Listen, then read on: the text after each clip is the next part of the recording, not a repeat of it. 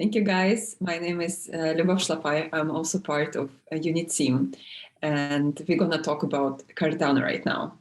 I don't know if any one of you heard what is Cardano before. Give like, I don't know, plus in the comments if it's something you're familiar with. So if we could adjust our talk based on that.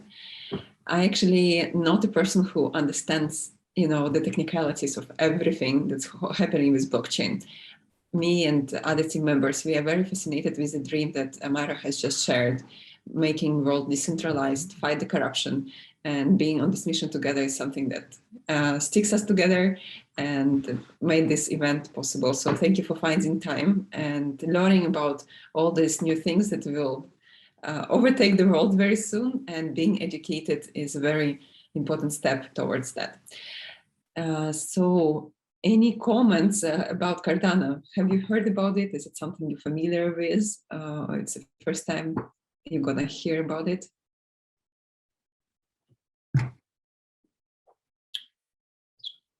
Anyways, I want to bring some external help to find all the answers. And my first question to man sitting next to me is, why was Cardano so big even before the smart contracts appeared? Hi guys, my name is Khalid. I'm Lubav's husband. I'm more technical, and I'm basically capable of answering a couple of the questions because I've been in crypto for a while. Cardano is an interesting project because even before smart contracts were available, they were surging in popularity. The numbers are going up. There are always top 10 cryptos by staking pools and stuff like that. So they have a lot of people focusing and believing in the project even before smart contracts are available. And then somewhere on the 12th of September last month, they introduced the smart contracts, and that was an interesting change. It was about 2 or 3 years in the making to get that ready. Cool. And why would people invest into smart contracts even after this was introduced? So, I mean, smart contract is the thing that makes or break crypto like blockchain. So basically, without contract, it would be simply like a store of value, like Bitcoin. Bitcoin will simply be a store of value, but Ethereum, in that sense, it could do more than that. It could basically do interesting projects. Like I say, if something happened in the world, like I say, somebody won the World Cup, the bet I had with you, for instance, it will automatically be transferred, or the winner will get the prize in that sense. So Cardano has a different way of doing smart contracts where it is not the same language that Ethereum is doing. They are doing their own programming language called, I think, Haskell, where it is based for transactions in general. Can you go deeper into understanding those languages? What's the difference between Ethereum and Cardano? So Ethereum is built from the ground up, and it has a bit of a gotchas. For instance, they have if you're a programmer and you start doing programming in Solidity for Ethereum, you think that what you're writing is correct. You think that everything will be perfect, but because of these nuances, you could get hacked by you not understanding the whole thing, how the whole thing works. But Haskell, in that sense, for Cardano, is actually built, or how banks were built in the 60s or 70s, on how to do transactions. That's why Cardano is built on the same language that banks are doing the transactions. So in a way, we can say that Cardano is the next evolution of banking system, just more decentralized and more secure. Secure, maybe not. We don't know yet, because the smart contract just came in and it had a couple of issues here and there. One of them is the preventing of double spend. For instance, if you do transactions on Ethereum, what will happen is I'm moving, let's say I want to give you 1 Ethereum. I will move from what I have, 1 Ethereum, to you. That means I should have more than that, more than what I'm supposed to give you. And that is done by the transaction pool, transaction history. But for instance, if you look at Bitcoin, if I'm moving money from my account to yours, the whole money sometimes, the whole Bitcoin is moved to you, and then what you need to take, you will take, and then the remainder comes back to me. The smart contracts in the Cardano has a problem where they try to solve this issue by the same thing. So let's say if I want to buy something like from a shop, it costs $3, but I only have $5. The shop will take my whole $5. It will take out the $3 and give me back $2. The problem is if there is a queue behind, these guys need to wait for the cashier to give me my money back. Hence, even with smart contract, there's not much dApps, or there's not much applications that is running on Cardano right now, simply because they're trying to solve this issue. Mm-hmm. So now the competition becomes in the speed of how fast the transactions could happen.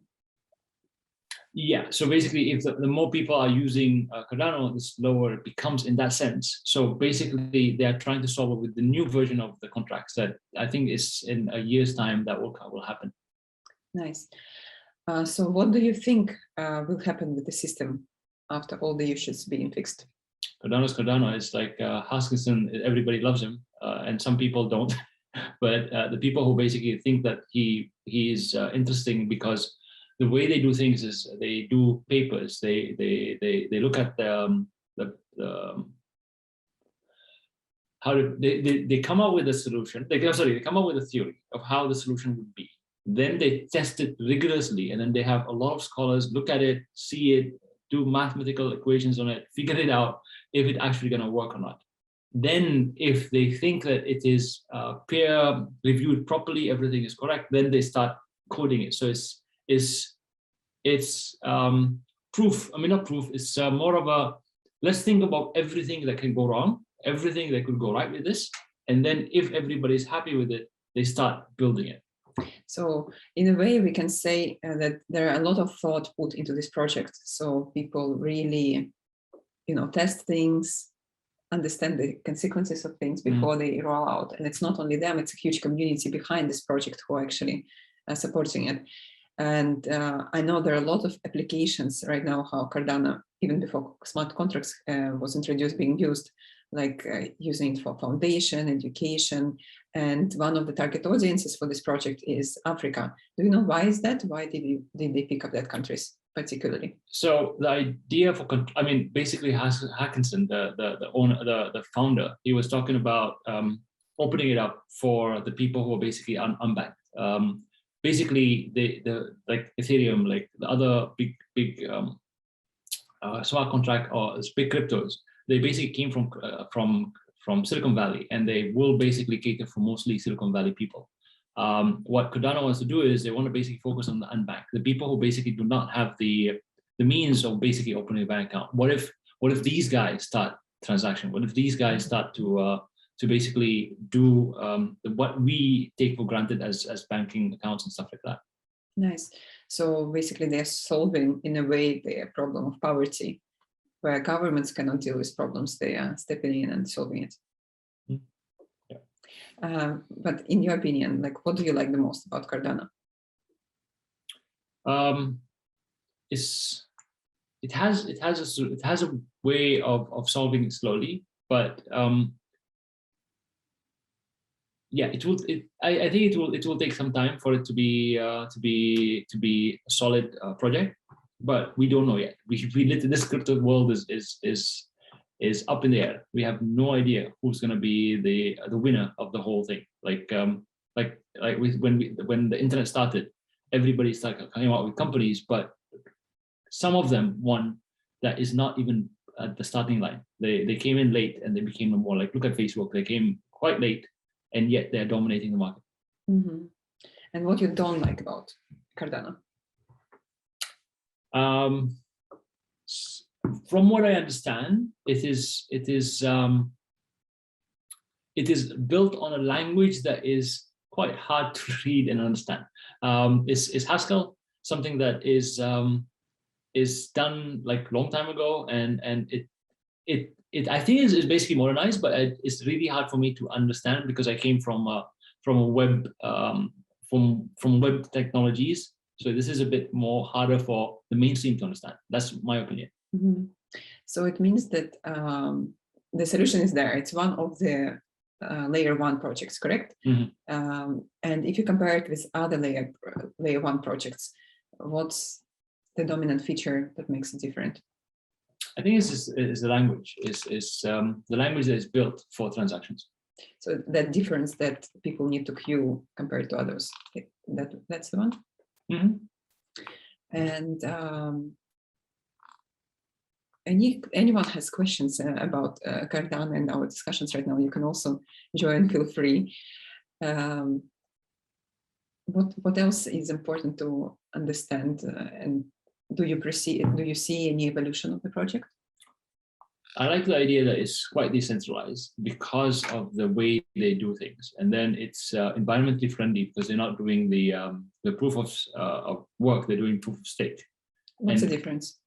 Proof of work is basically I need to tell you that I have a node, or I have done the work to basically validate the history of these transactions by doing complicated mathematics, and that requires a lot of brain power, a lot of CPU power, and stuff like that. Proof of stake is a bit different, where I show the world that I'm willing to keep my Cardano not in the market and keeping it there and staking it for a while, for me to say, look, I believe in the project so much that I'm not going to touch the Cardano, and here the world, here's the Cardano I have, and I'm not going to touch it. And this is how much I believe in it, that I'm not going to touch it, and I'm believing it for the long term. So it's a bit of a different, it's a bit complex yet. This is not that easy to explain either. And have you seen successful projects being built on Cardano already? I'm not really familiar with what's happening right now, but there is some of the projects like dApps has been built on it, like Sunday, I think. And then, but before the smart contract, there was one guy did space monkeys or something like that, or space something where they did something to do with NFTs, and that guy made tons of interest because he used Cardano in not its intended purposes, and yet he was able to do NFTs from it. And how do you think the project founders, like what they're aiming for, how they want people to support this project right now? I'm not familiar with that. Okay, so there are many ways we can support, and one of them is actually what we are coming up with at Unit Team. On October 20, we will go deeper into understanding how Cardano works as a system, and I'm working on inviting people who are using it as a platform to build their own projects. Cardano has very engaged community of people who are co-developing and using it for their own purposes, and those community ambassadors will also be invited to speak at the event. It will be happening also on Unit platform on October 20th, and we will go through good case practices, what Cardano is helping to solve, how is it different from other layer projects, what are other communities doing it, how you can support it, how you can see, the future developments, and all of that will be covered in our conference on October 20th. To join the conference, you need to register on our appunit.conference website, just by clicking attend and seeing all the sessions being filled, updated. Just like right now, it will be happening over a Zoom call. Any more questions anyone got? We have 15 more minutes. We're very efficient. Preparing to be very efficient.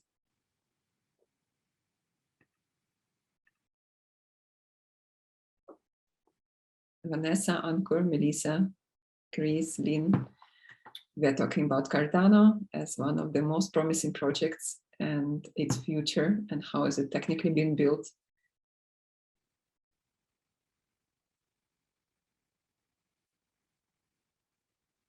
You can unmute me. Yes, Vanessa, I can.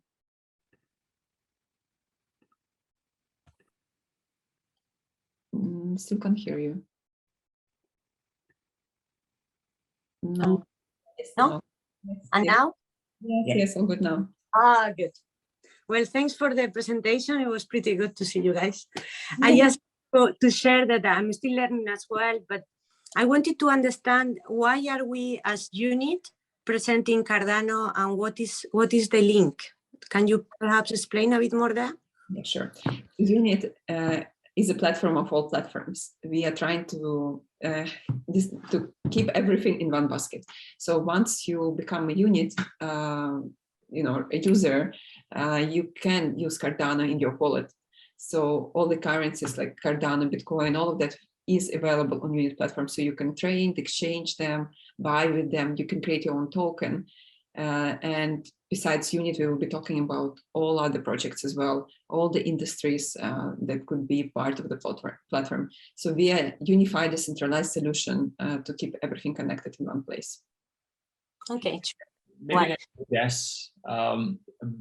Put it this way. So Cardano, when they didn't have smart contracts, some companies, what they do is they start things on a different blockchain, like Ethereum.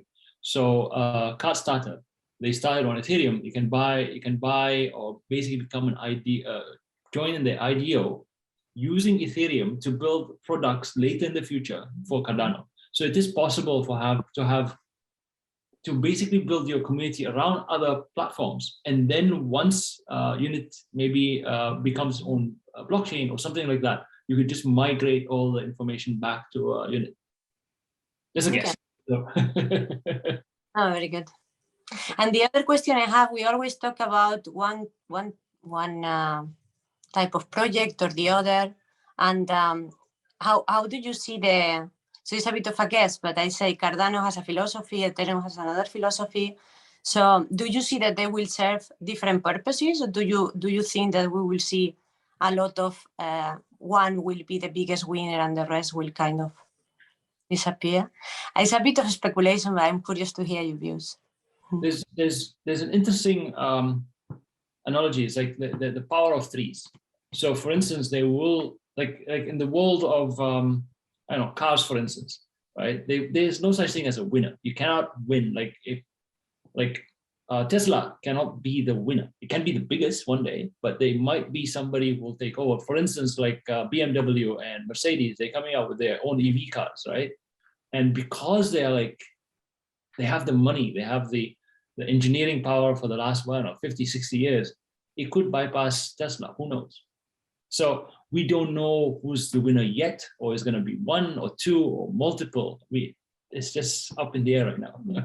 But what I can see, it really depends from project to project. There are lots of things which are good about crypto, which are bad about crypto, and most of it, the bad things are connected. People trying to scam and use that as an opportunity just to trade money.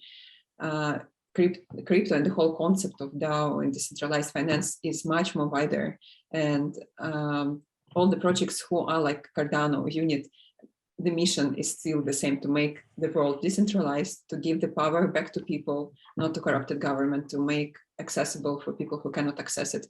And that's unifying thing that I could see in a lot of projects and founders who are starting it. I hope that the light would win the game, but I'm sure it will be fun to watch it roll in the history. Very good. Thank you very much. Ankur, you want to ask a question too? Or your comments or insights? No? Cool. We have 10 more minutes, so maybe we could use this time to just network. It's always also part of our event, just to get to know each other. And since Vanessa, you were just unmuted, maybe you could continue and say where you are right now and what's your primary goals in crypto space, what answers you're looking for. Yeah, so I basically came into Unit through the Unit Masters, and I crypto just no more than a year ago.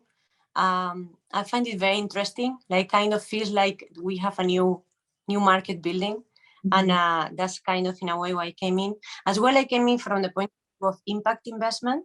So I want to make sure I can invest in companies that I feel is aligned with my ethics and values. And then one of the frustrations I had is like sometimes you just come so late that all find a company and you cannot invest because it's not ready yet. So I do believe that there are opportunities now with crypto to do it differently, have more choice. As well, you have risk, but you have it in everything, like the stock markets or things like that. So I would say I like it, and as well the proposal that we are having in unit about the treasury, I think it sounds very interesting. So you just lower risks. Personally, yeah, it's about impact investment, about learning, about building a community of support as well, and perhaps different exchanges, and try to build something better than what existing systems are, and as well improve them. So I'm not necessarily a believer it will be one thing versus the other. I think it will be some sort of integration, hopefully, that improves over time. So that's my take. Nice. And background-wise, I'm a chemical engineer by background, very different than software. And I work now in the technical innovation, commercial partnerships area, and in an energy sector. And personally, I'm married. I have 2 daughters. I live in Amsterdam. So I wanted to ask. Very based. Cool. Ankur, you are next to my screen. I hope I pronounced your name right. Tell about your goals and questions you have in this space. Try to unmute. I think we gave you the rights. Got it. Right. Yeah. Hi. So it's a great presentation, guys. Thank you very much for that. It was quite insightful, and excited to be here. Excited to learn about the entire crypto space and Cardano and all the top protocols, and definitely unit masters. So look forward to being here and being a part of this community. And what are you all planning to do with the unit community? Where do you go from here? And I think there will be more talks on this from Michael today. Right. Where are you from? I'm from India. Mumbai. Yeah. Nice. How about you guys? Right now we are based in Malaysia before, but we are visiting my parents in Ukraine, so in Europe right now. Fantastic. So Ukraine just legalized Bitcoin, crypto. Yes, celebrating the whole country. Awesome. Lynn, you're next to my screen.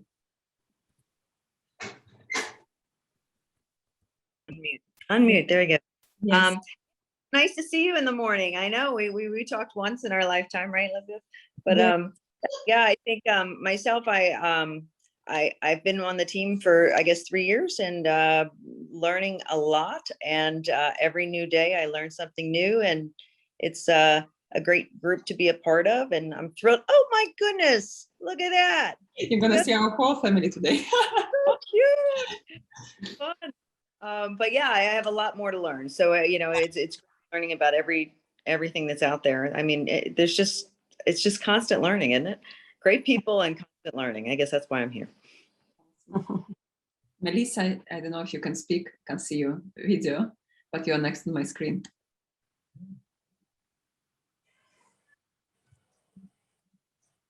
Okay, we skipped Melissa. Brett, you want to go? It's Brett. Yes. Brett is also part of our team. Hi there. Hi. Yeah. That's right. I'm part of the core team. Thank you. I actually had a question for you. When we're thinking about businesses, and projects and impact projects around the world, thinking about tokenization, thinking about bringing their communities into a token environment, in your mind, where is the low-hanging fruit? What categories of business do you think would be most receptive to this idea of tokenization in 2021? It's funny. I had a conversation with Michael, I think 6 months ago, randomly, and he basically had a conversation with me about that exactly.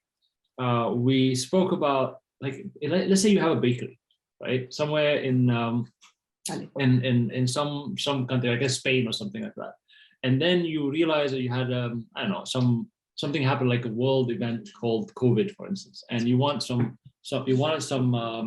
help from the community to basically tokenize what they can give you. Like basically you can do an IPO without going through the banks.